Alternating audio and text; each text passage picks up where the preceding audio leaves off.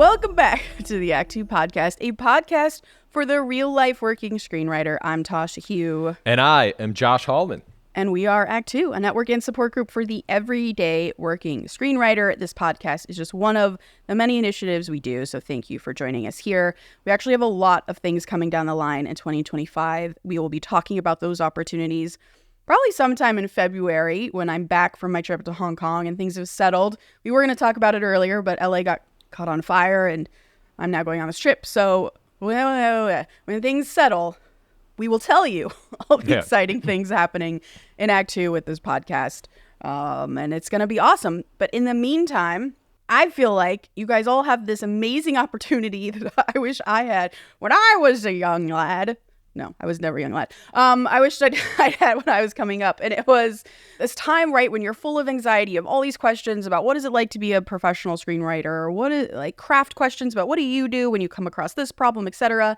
I wished I had someone to talk to who was going through it in a professional level. And you guys do. That's the Act Two podcast. And you're going to have even more opportunities to talk to professional screenwriters in the year to come. So Boom. Subscribe to the podcast. If you don't like doing any of those things, you can DM us privately, questions, topic suggestions at ActTwoWriters@gmail.com, all spelled out on our Instagram and Twitter at ActTwoWriters. I'm Story Thursday on Instagram and Tasha 3.0 on Twitter and Blue Sky. I am Josh Hallman on Instagram. Joshua Hallman on X. You're so stubborn. What a day. Mental health check-in, Joshua. How are you doing this week? Oh, I'm great. This is now where all of my masking issues come into play, and I put the mask on. I'm like, I'm great. Everything's fine. The mask. And I bury all the problems. Your therapist must be so happy with you. So I don't see her anymore. Can't take your judgment. Yeah, I'm sick of it. I'm fine. No, everything is fine. I'm happy to be back in the comfort of my home. It's a very familiar background that you have, which is nice. It's nice to see you back. It's like a studio. How are you doing? How's your mental health? You know, I was telling you before this podcast, I worked out this morning. Like, we had goals. We had a life that we had planned for before the wildfires. And so this week does feel like the week where we are picking it back up. A little 2-week hiatus. Can I tell you something that was just made me so sad? Oh no. So I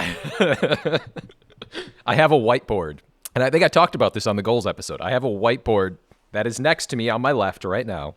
And my thing was this year I was going to write, for this week, I'm going to put down the week of whatever, and then I'm going to start listing Monday through Friday all the pages I'm going to get done and like my writing goals throughout the week. Mm-hmm.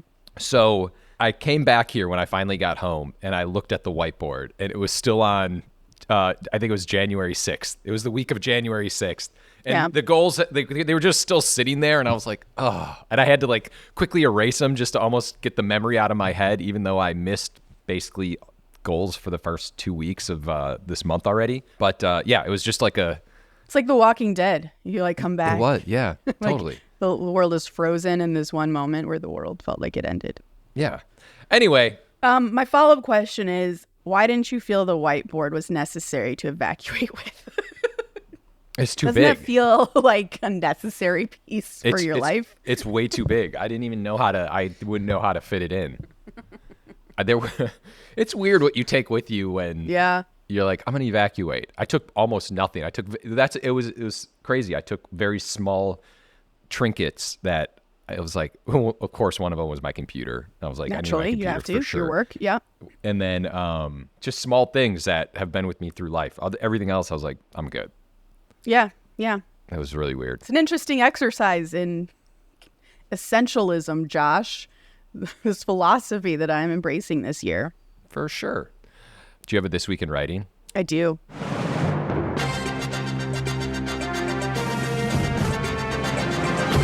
This Week in Writing. As you know, I've been trying to make a conscious effort to study dialogue. Yeah. Been listening to dialogue a bit more. And I watched the movie Back in Action on Netflix, starring Jamie Foxx and Cameron Diaz. It's an action movie. Are you familiar with it? Absolutely not.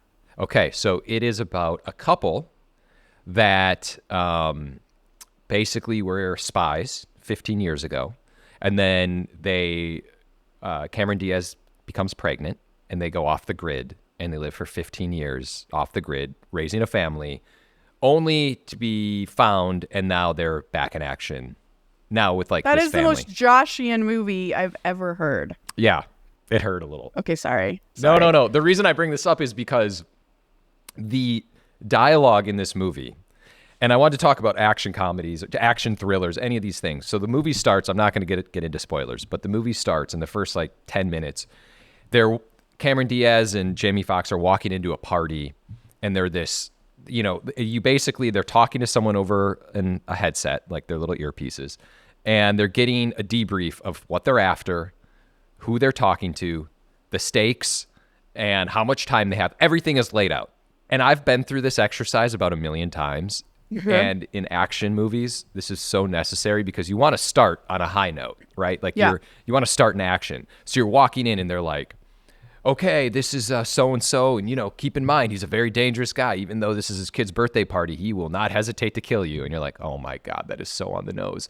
And then like Jamie Foxx is like, okay, what are we after? And he's like, this is called the key. It can activate any single dam or nuclear device in the entire world. And it can take down anything at any... I feel like you had this exact scene.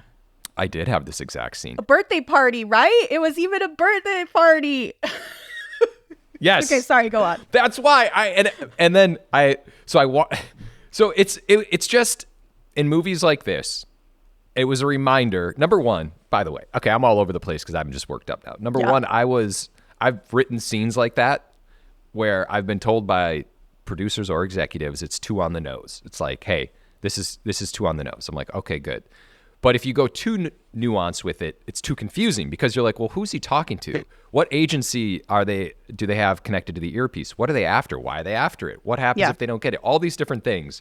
So it's just an interesting exercise to try to, like, when you watch this movie, just listen to the first like 12 minutes, or even the first 5 minutes of Jamie Foxx and Cameron Diaz and everything that happens. Did you feel like you learned anything about, like, because you have this almost exact scene.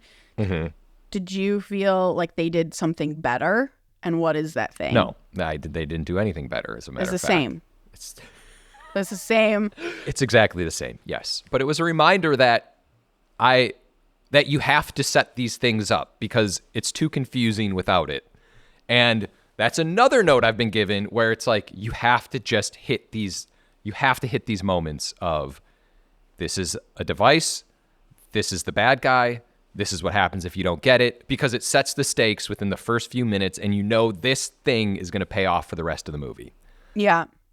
Yeah, it's been super interesting to like create TV shows and actually see them come to fruition, because that whole process of what you imagine in your head that then makes it to the page, that is very comprehensible on the page, very cool on the page, then goes into production, and when you see it projected back at you as moving images with actors, you're like, that doesn't make any sense, and now I'm confused.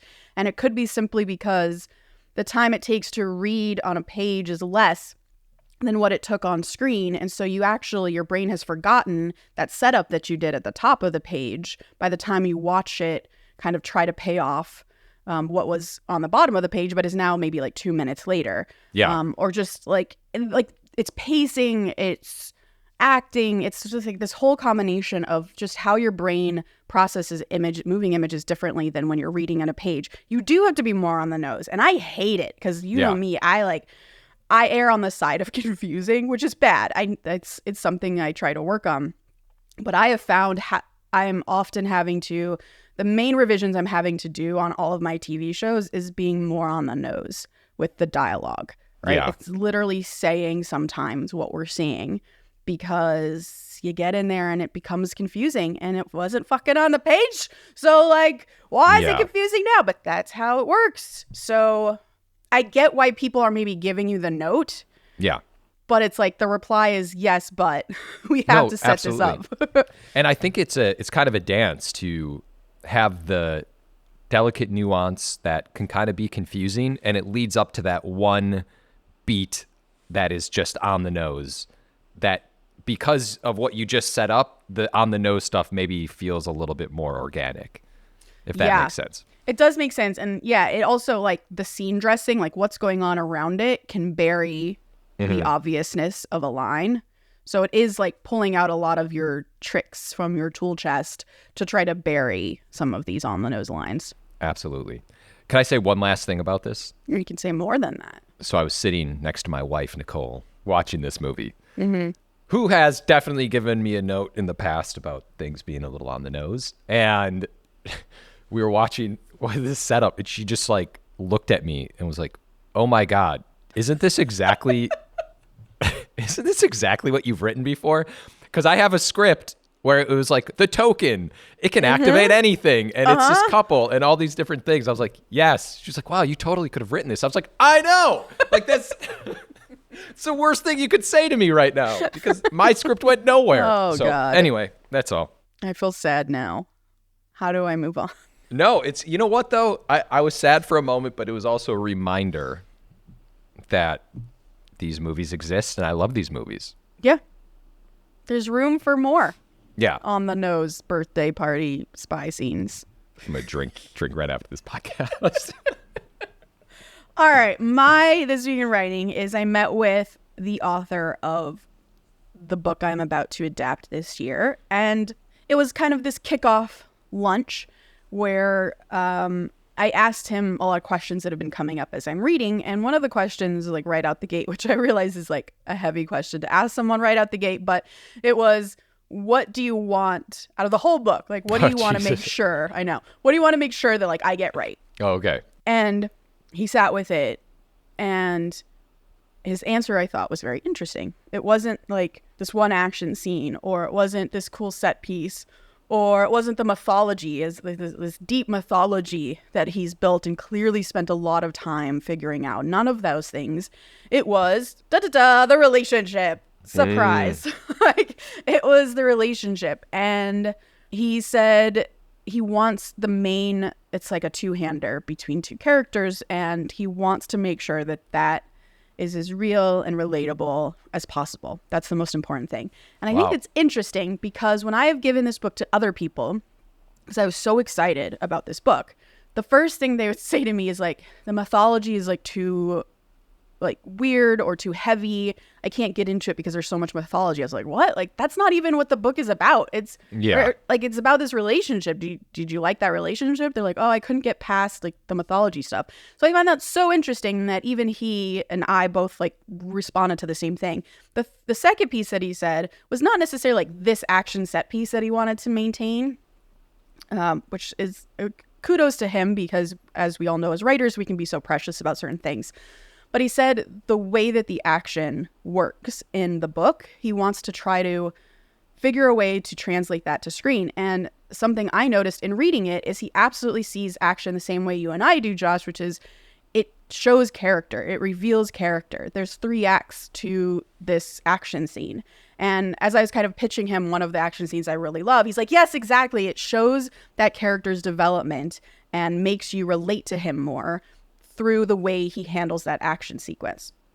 So that's a really good reminder when you are reading books, when you are thinking about adaptation, even the author is not precious about those things. They're precious about the things that we care about when we watch it, that producers are going to care about when you pitch it to them, which is the core relationship of the movie/TV show.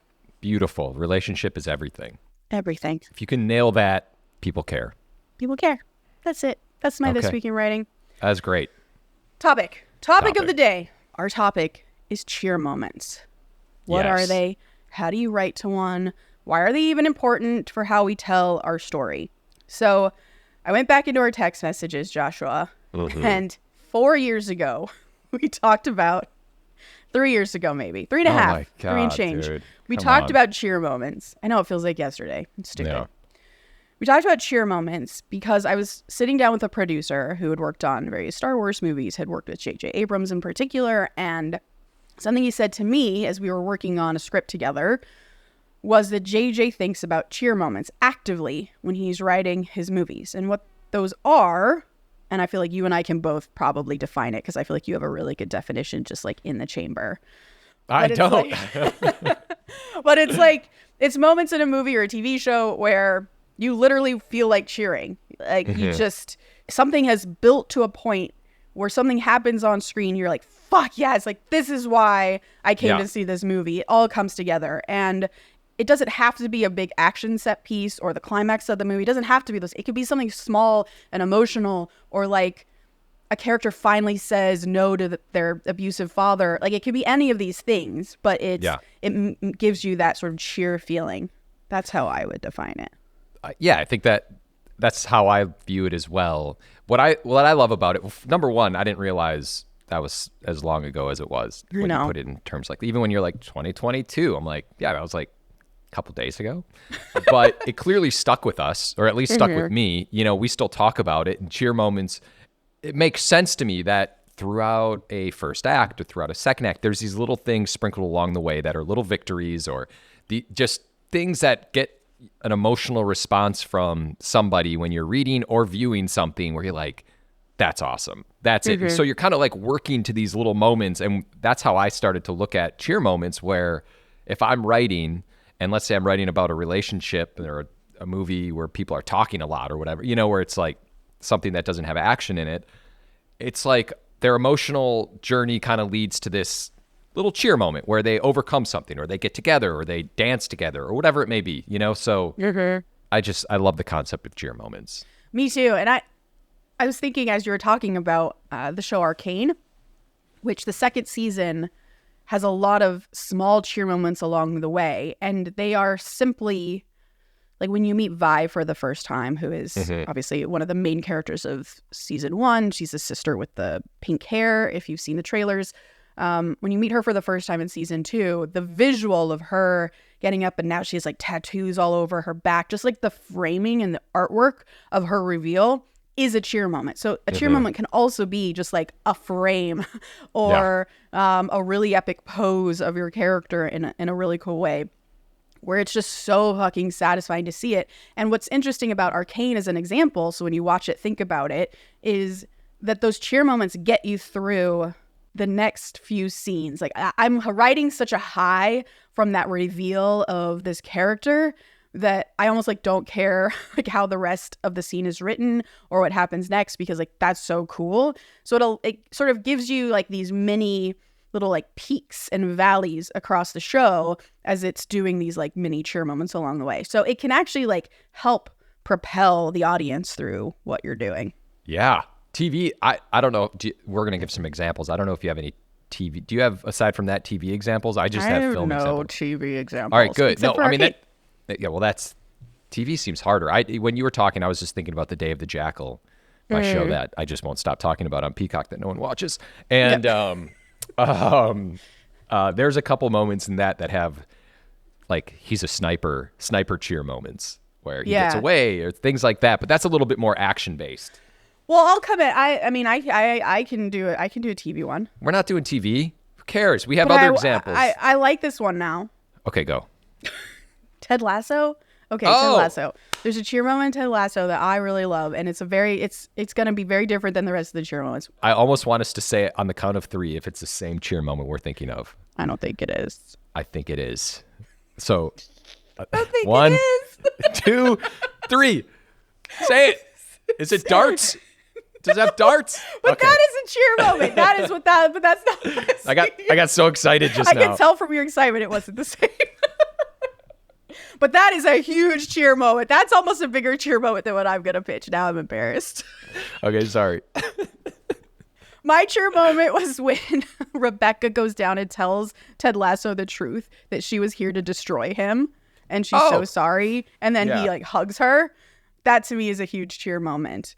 Because you've been bottling this relationship up for so long, and just the release of it being exactly what you hoped it would be is a cheer moment. But yeah, the darts moment is like classic textbook cheer moment. All right. Not to go down a Ted Lasso road here real quick. This is now a Ted Lasso episode. Yeah. Do sports related movies and shows have more cheer moments than other types of movies? I just think it's easier to achieve them because it's such a natural thing to find. Yeah, because everyone's kind of overcoming something. score a goal, you're being held down by your boss, all these different things. Okay. All right. So Okay. All right. What are some examples of cheer moments that really worked for you? You want to go first? well, I know that we have one that overlaps, so why don't we start with that one? Okay, you go. Deadpool Wolverine. Mm-hmm. So this is an extreme cheer moment that I wrote down. Yeah. Interestingly, I think this movie it's kind of built for cheer moments because it's fan service. And Yeah. I think there's a ton of these kind of movies. So maybe this isn't totally fair, but just to bring it up, I thought for me, the biggest cheer moment is when they get together, Like a Prayer kicks on, and they just absolutely murder like 100 Deadpools. And it's kind of built in where you've been waiting to see Deadpool and Wolverine forever to fight together. But in this movie, and if we're just kind of taking this in the sense of this movie, it's two people that hate each other. This is like a buddy movie, by the way. Two people that hate each other, that are starting to come around to like each other. And then finally they join forces and they take out all these different Deadpools in this very insane, way that's paired with Madonna's Like a Prayer. And they are just going to town, and Wolverine does his Wolverine stuff. He puts his mask on for the first time. So good. I think I actually may have cheered. I really seriously may have been yes, like in the back in the dark theater. Me too. It's so good. And you're right. For however long that movie was, which is not a short movie, that's the first time they actually fight together, which is saying something for an action movie. For the most part, they're fighting against each other, or they're resisting the way someone is fighting during another action sequence. They sort of, I guess, maybe fight the bald lady together a little earlier, but not like this. It's not filmed the same way where it's like there's a cohesion now. They are buds. Yeah. Like it just, in any movie, this moment would have worked, but I think it works especially better in the context of this scene because they've hated each other for so long throughout the movie. They've been going after each other, and then now they're together just beating the shit out of people. This is such an interesting example to me because you're right. There are like 1,000 cheer moments in the movie. In some ways, the movie hinges on cheer moments, guiding you across the movie, which really is less a result of the movie, though it is a result of the movie because the movie is great. But it's like almost a result of the buildup of marketing for years. Yeah. Like that's really why the movie's cheer moments work to the level and degree that they do, is because for years we've been talking about, well, inherent in the comics, but I'm not a comics person. I'm a movie person. So inherent even in the movies and the marketing of around the movies, Deadpool and Wolverine Deadpool has wanted to be with Wolverine forever. And Wolverine fucking hates Deadpool and everything about him. And their relationship in real life has always been something that they market and that is really fun to watch. Their like fake hatred of each other is hilarious. So like that's almost why the cheer moments work so well, and I find that fascinating. If you can somehow imbue that into your movie, that's what makes those work. Okay. Do you have another one? Yeah. Let's go. Twister. I'm trying to do like recent things. So Twister for me. Wait, Twisters or Twisters? Twister? Fuck Twisters. Oh, okay. Jesus Christ. I'm gonna spoil it. Spoiler alert. I think we're fine. Okay. At the end, when the huge tornado is ripping apart the town that Glenn Powell and all the other characters that we've come to like are in, and main chick, whose name I forget, goes out in Glenn Powell's truck and finally uses her experiment to bring the tornado down, to me is a huge cheer moment. And I think why it works is because for the whole movie, and even before the movie starts, she's been dealing with this problem of her life. Her core trauma is that this experiment of hers failed and killed her friends and her boyfriend. Mm-hmm. And it also partly works because she's using Glenn Powell's truck, where earlier in the movie we saw that like the truck was almost like key to his cowboy nature, his like it's like this adventurous contraption that is in some ways useless except for being like this really fun thing. Yeah. But she harnesses the cowboy's contraption to help save the town and to save Glenn Powell. So all of these elements have been building across the movie that finally pay off at the end. And then, of course, she saves the person we care about the most in the movie besides her, which is Glenn Powell, in the process. Like, that is also a textbook cheer moment. Totally. And I don't know if we talked about this, but that truck almost plays a character in the movie, which I always love, right? Because it saves her, right? The like little screw thing goes into the ground and she utilizes it, and it's a full arc to her old ways where she used to be just kind of a wrangler out on the open road, and now she's back to doing that. Mm-hmm. It's a great moment. Yeah. I know that you're trying to stay more modern, but I'm going to kick it back a little bit because, let's go. You know, this is the way I go. The Devil Wears Prada. Oh. Have you ever seen this movie? It's a curveball. Have I seen this movie? Yeah. Many times. I'm trying to throw some curveballs in it because I felt like it's easy for me to pick out like a million action ones. Mm-hmm. I pushed my limits for this one. Okay. So remember when she comes in, just to set the scene if you haven't seen The Devil Wears Prada. She comes in, she meets Meryl Streep. She's being beat down by Emily Blunt. Nobody likes her. And then finally she gets the glow up from Stanley Tucci, and she gets all these new clothes, and she's everyone thinks she's going to quit. No one makes it with Miranda Priestley. You're like, hey, you can only make it for a few days, a few hours. Everyone's gone. Even her boyfriend, frickin' Vinny Chase, Adrian Grenier, is like, you need to stop working here. This woman is terrible for your health. But she perseveres and she keeps pushing. And it leads to this moment that's not even a climax. It's like somewhere in the second act where she gets a brand new outfit from like Vogue last year or whatever, and she struts into the office and she starts turning heads and everyone looks at her and you're like, oh shit.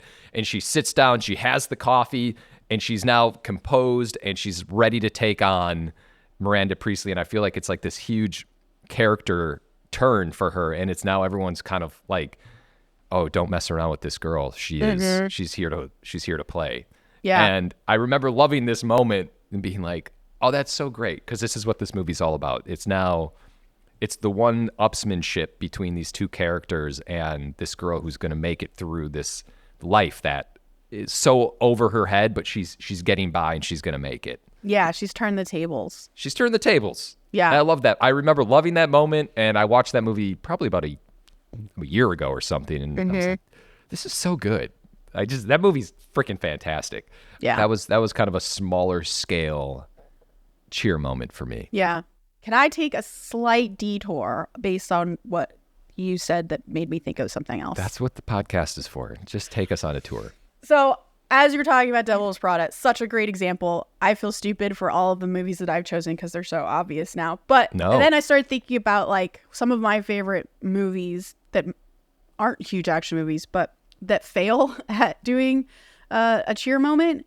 Yeah. And there's nothing worse, obviously that's not said in truth, than a movie where they force you to cheer. Like, yes, like literally characters in the movie are cheering about something and you're like, I don't feel anything right now. Why? Oh my God. I don't. That makes me so mad because it's like they're trying to tell me how to feel, and then also I can't relate to the characters anymore because why are they so cheery? And it's all about what we're talking about. It's development. Like it took two acts, an act and a half for her to have her turnaround moment. It takes time to build in a cheer moment. So you got to take that time. Yeah, I wish I could think of a few forced cheer moments off the top of my head, maybe for the next episode, but you're absolutely right. There's nothing worse than that when like the writing is trying to tell you how to feel instead of organically feeling that way. And it does. You have to like plant all these different moments, and you have to beat your character down and then get your moment to cheer. Yeah. I have a failed one, but I understand why it's like I give it grace. Okay, let's hear it. Harry Potter. Dude, I have Harry Potter on mine. No, really? Is this the Quidditch scene? No. Okay. So there's two failed moments. I'm thinking about when Hagrid gets out of Azkaban and he returns at the end of the movie and everyone stands up and starts cheering for Hagrid. because if you read the book, it makes sense because you know how terrible Azkaban is. You get just a lot more context. In the movie, he's scared to go to it, but you don't know anything about it. Yeah. And no one else loves Hagrid except the three main characters. So the fact that the whole school begins clapping is very confusing. So I wish they would have maybe made that scene more personal. Sure. And then the cheer of our three characters might have been enough. But the whole school erupting in cheers, I was like, don't tell me how to feel. No. I don't really remember that moment as well, but I think I know what you're talking about. What's your Quidditch one? It was actually a cheer moment. It was it was a successful one. It was a successful one. Okay. I thought I was just going to be really sad if we had the same cheer moment, but for different reasons. My Quidditch one is the first Harry Potter, and he plays Quidditch against Slytherin, I believe, and then he ends up eating the snitch. And he gets it, and he wins, and and he stands up, and everyone actually does cheer for him. This is kind of a cop-out because everyone does cheer for him. I feel like a good cheer moment is when no one cheers for you, but the audience cheers for you. Yeah. But this is just a perfect, again, kind of setting up. Everyone is kind of beating him down. The other team, like the odds are against him. They have the Nimbus 2000 against on the other side. It's Draco. It's Snape is putting spells on him. Harry is kind of like in over his head. And all these things come together, and he starts playing Quidditch. And then he ends up winning and getting this thing, which actually falls into his mouth, which ends up paying off in the final Harry Potter. And it's just such a fulfilling moment for me and Harry. Yeah. That's all. That's a good one. I'm going to let slide that you said Snape was putting spells on him to just move on to the next Well, thing. they thought Snape was putting spells on him. Yeah. Okay. So my next one is Fall Guy. The finale.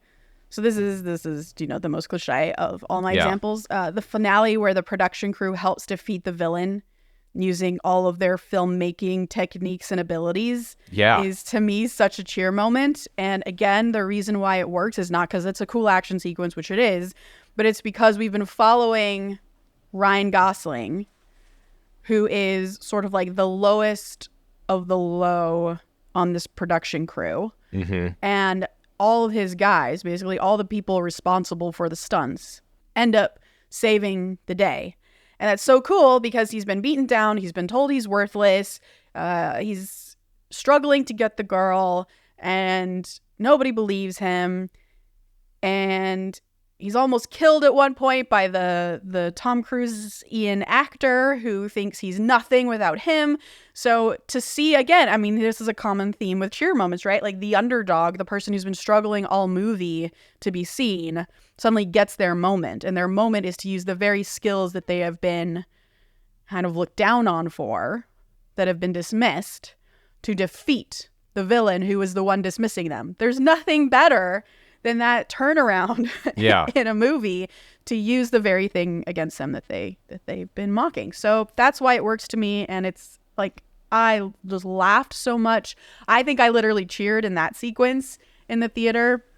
I might need to rewatch that. I love that movie. So good. I have one more that I just want to talk about. Okay. Ratatouille. I love your examples. These are great. Again, I really was trying to think of like, okay, what are like not obvious cheer moments for me? Sure.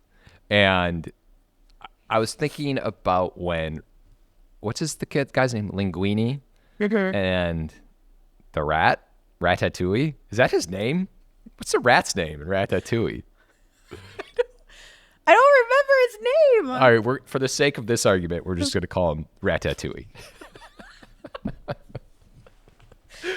When Linguini learns that Ratatouille can talk and he can cook, and, well, number one, he almost kicks the rat out, and he's like, all right, let me rewind. Ratatouille can cook, and now he's in this restaurant in Paris, and we know it's kind of like leading to this moment where there's this little aloof kid who's way in over his head. And then we have this rat who is going to be hated by everyone because he's a rat. And then they start coming together slowly but surely. And then finally they do come together. He kicks him out. And Linguini talks to him, and it's this sad moment. And then the rat talks back, and he's like, what the hell? And then he takes pity on him, and he saves him. And I feel like that's like kind of the first mini cheer moment, because you're like, oh my God, they're coming together. Because you want them to come together as an audience. And then number two, when they start cooking together, and the Ratatouille's under his little hat, and he's just moving him around. Massive cheer moment, man, because they've just figured out how to work together. Like, yes, this is why I'm watching this movie, is to see a Ratatouille under Linguini's hat making food. That's it. Is that a cheer moment?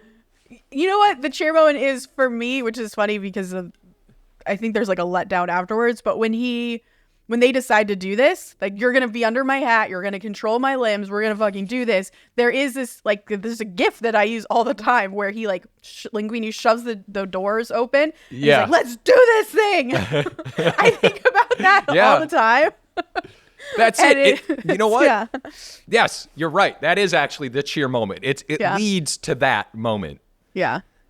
As we've talked about this, and I've thought about this, and we've talked about this, not on the podcast, but it is these emotional moments between characters that you're working towards to have this release of emotion, to be like, that's it. This is what I've been waiting for. Yeah.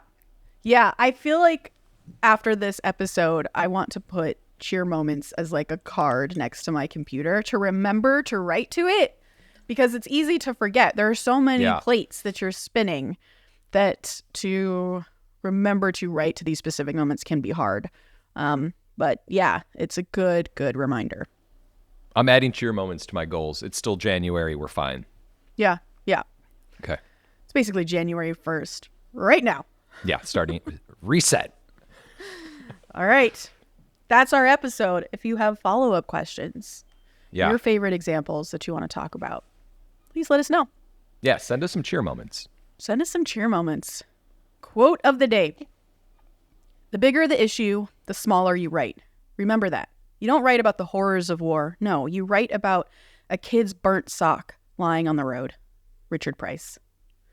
Please remember to rate and subscribe. Follow us at ActTwoWriters for more awesome writing stuff. You can follow me, Tasha, at Story Thursday on Instagram, or on Twitter and Blue Sky at Tasha 3.0. I'm Josh Hallman on Instagram, Joshua Hallman on X. Jesus. The Act Two podcast is a production of Act Two, a network and support group for the everyday working screenwriter. This episode was edited by Paul Lundquist.